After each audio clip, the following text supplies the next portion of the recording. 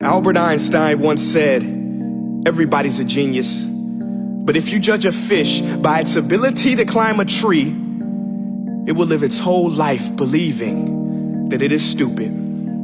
Ladies and gentlemen of the jury, today on trial we have modern day schooling. Glad you could come. Not only does he make fish climb trees, but also makes them climb down and do a 10-mile run. Tell me, school, are you proud of the things you've done? Turning millions of people into robots, do you find that fun? Do you realize how many kids relate to that fish? Swimming upstream in class, never finding their gifts, thinking they are stupid, believing they are useless? Well, the time has come, no more excuses. I call school to the stand and accuse him of killing creativity, individuality, and being intellectually abusive. He's an ancient institution that has outlived his usage. So, Your Honor, this concludes my opening statement, and if I may present the evidence of my case, I will prove it. Proceed. Exhibit A. Here's a modern day phone. Recognize it? Here's a phone from 150 years ago. Big difference, right? Stay with me. Here's a car from today, and here's a car from 150 years ago.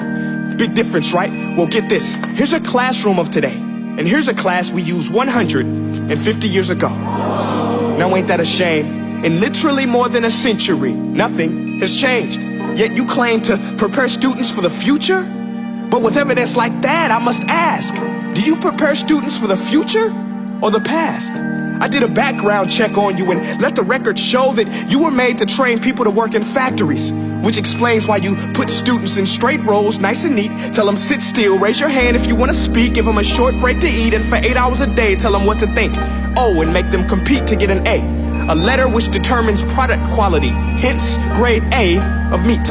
I get it. Back then, times were different. We all have a past. I myself am no Gandhi. But today, we don't need to make robot zombies. The world has progressed. And now we need people who think creatively, innovatively, critically, independently, with the ability to connect. See, every scientist will tell you that no two brains are the same. And every parent with 2 or more children will confirm that claim.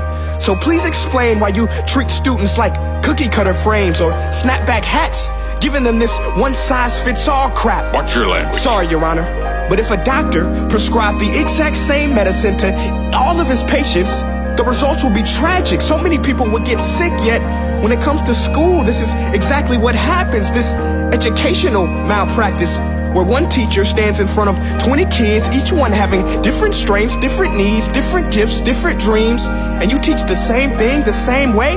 That's horrific.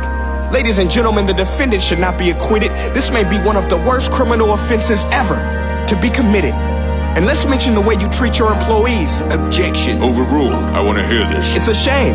I mean, teachers have the most important job on the planet, yet they're underpaid? No wonder so many students are short-changed. Let's be honest. Teachers should earn just as much as doctors, because a doctor can do heart surgery and save the life of a kid. But a great teacher can reach the heart of that kid and allow him to truly live. See, teachers are heroes that often get blamed, but they're not the problem. They work in a system without many options or rights.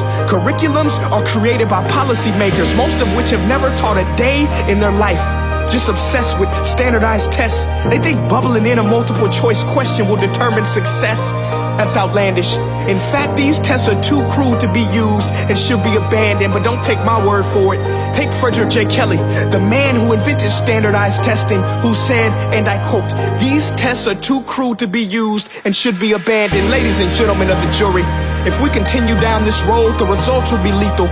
I don't have much faith in school, but I do have faith in people. And if we can customize healthcare, cars, and Facebook pages, then it is our duty to do the same for education, to upgrade it, change it, do away with school spirit, because that's useless. Unless we're working to bring the spirit out of each and every student, that should be our task. No more Common Core. Instead, let's reach the core of every heart in every class. Sure, math is important, but no more than art or dance. Let's give every gift an equal chance. I know this sounds like a dream, but countries like Finland are doing impressive things. They have shorter school days. Teachers make a decent wage. Homework is non-existent, and they focus on collaboration instead of competition. But here's the kicker, boys and girls.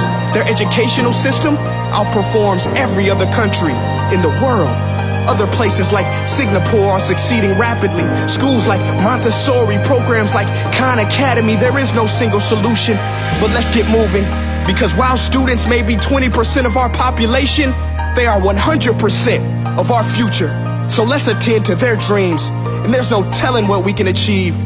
This is a world in which I believe, a world where fish are no longer forced to climb trees. I'll rest my case.